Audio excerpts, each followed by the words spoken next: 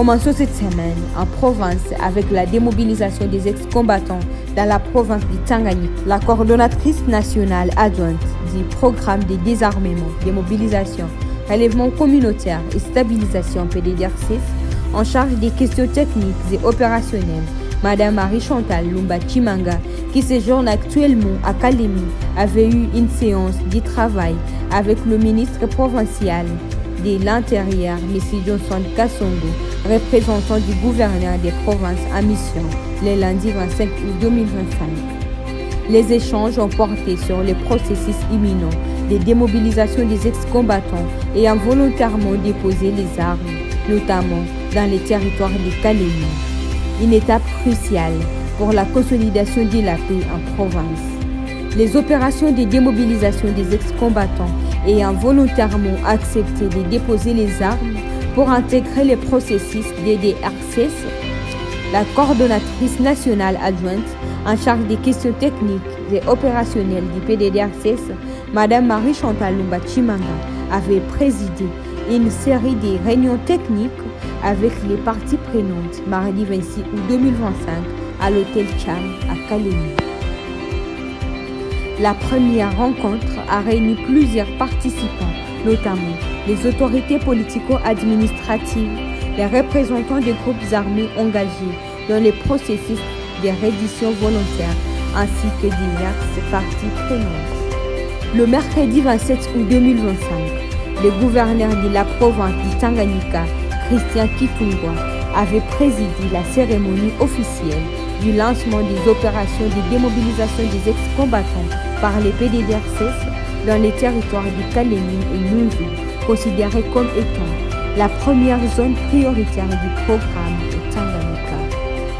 Environ 600 ex-combattants issus des groupes armés Fimbo na Fimbo, Kilima, Ngoma Pasuka et Biloze Bishambuke sont concernés par ces opérations dans le territoire de Kalemi. À Ituri, sensibilisés par les PDDRCS, 17 combattants du groupe armé MAPI, dirigé par le général autoproclamé Roger Mokili, ont déposé leurs armes le vendredi 29 août à la 32e région militaire à Ituri. Les ex-combattants venus des Kabarol, dans la chefferie des Bahema d'Irumi, ont remis 15 fusils AK-47, 3 lance-roquettes RPG, 17 chargeurs vides, 3 grenades, des munitions de PKM et des AK-47, en présence du coordonnateur provincial AI du programme de désarmement, démobilisation, relèvement communautaire et stabilisation PDDRCS Ituri, Flori Kitoko et de la MONUSCO. Cette reddition est le fruit d'un travail de proximité mené par les PDDRCS en Ituri. Toujours en Ituri, au total, 87 démobilisés, dont 16 femmes, ont été identifiés par les programmes de désarmement, démobilisation, relèvement communautaire et stabilisation PDDRCS,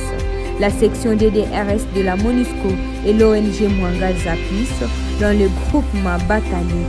en chefferie de Baboa, Bokoe, en territoire d'Irumi, du 19 au 25 août 2025. Cette identification s'inscrit dans le cadre de l'élaboration d'une cartographie et du profilage des ex-combattants présents dans la zone. À travers cette démarche, les PDDRCS et Mwanga Zapis entendent proposer le base d'une réinsertion efficace et inclusive. Dans la province du Nord Kivu, à Beni, dans le cadre de la mise en œuvre du projet Recette, en commune des Malekera, 78 bénéficiaires, dont 26 ex-combattants et membres de la communauté, dont des jeunes à risque et autres personnes vulnérables, ont été identifiés. L'annonce était faite lors d'une mission conjointe, coordination provinciale du PDDRCS Nord Kivu, son antenne de Beni, ses partenaires OIM et Mercicor, le lundi 25 août 2025, dans les quartiers Kassangantoura et Bunji à Beniville. À Kinshasa, dans le cadre de la continuité du mémorandum d'entente signé le 5 août dernier entre le programme de désarmement, démobilisation, relèvement communautaire et stabilisation PDDRCS et le programme national pour la santé mentale et soutien psychosocial, une réunion technique s'était tenu le jeudi 28 août 2025 entre les coordonnateurs nationaux du PDDRCS, le professeur Jean de Dieu Désiré Tangantita et le directeur national du Programme national de santé mentale et soutien psychosocial, le Dr Gédéon Samba Kanda, en vue d'organiser un atelier d'élaboration d'une feuille de route qui définit clairement l'intégration de la santé mentale et soutien psychosocial dans le processus DDRCS.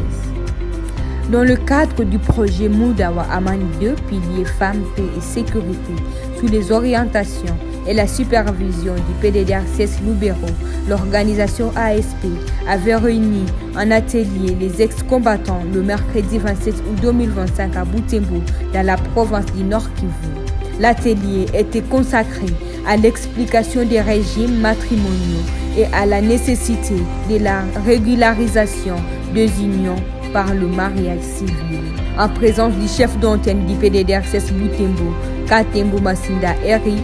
le maire de la ville de Butembo,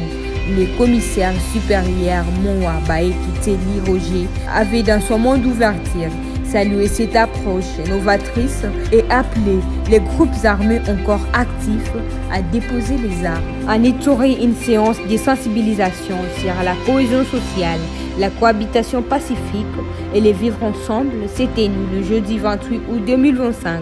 à Tchomia, dans la chefferie de Bahema Banyuagi, territoire de Djougou. L'activité était organisée par les ONG locales, réseau des associations pour le développement et Mwangazapis dans la salle de réunion du bureau de la chefferie. La rencontre était présidée par les chefs d'antenne du PDDRCS Djougou, M. Honoré Anatole Kakwa Tcherimani, en présence du coordonnateur provincial AI des programmes à Ituri, Flori Kitoko, venu de Bouni. Le cinéma étant un outil de sensibilisation et de cohésion sociale, c'est dans ce cadre que la première partie du film Nourou était lancée officiellement le samedi 23 août 2025 à l'hôtel Okapi dans la ville de Béni par la fondation Bridgeway, partenaire du PDDRCS. Cet événement, qui a réuni environ 120 participants, avait également bénéficié de la participation des grandes responsabilités de cette partie du pays, dont les représentants du gouverneur, du coordonnateur national du PDDRCS, de la fondation Bridgeway et l'officier de l'UPDF. Enfin, à Kinshasa, atelier de lancement officiel d'échanges intergénérationnels en marge de la Journée internationale de la jeunesse 2025. Processus de Washington et Doha, enjeux, perspectives, rôle de la jeunesse dans la consolidation de la paix en RDC, dans la salle de réunion de la MONUSCO à UTEX Africa sur les différents processus diplomatiques qui ont été initiés à l'échelle régionale et internationale en vue de restaurer une paix durable. Le docteur Jean-Pierre Kalombo, directeur du cabinet adjoint du coordonnateur national du PDDRCS, avait pris part à cet atelier.